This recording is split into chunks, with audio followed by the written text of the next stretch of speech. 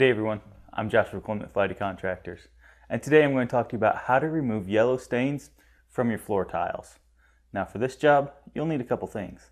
For this job, I've mixed up some calcium, lime, and rust remover into a spray bottle.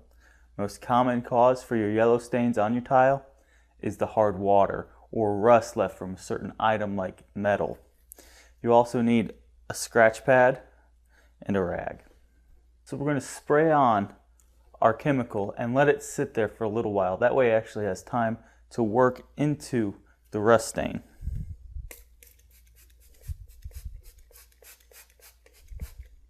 After it's sat there for about 15 minutes, go ahead and take your pad and just begin scraping the area with it.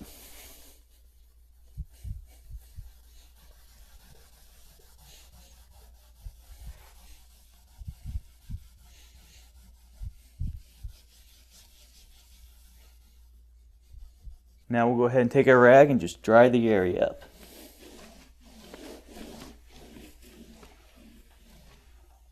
A good way to prevent these stains from actually getting onto your tile is don't let any water sit on your tile or any metal objects.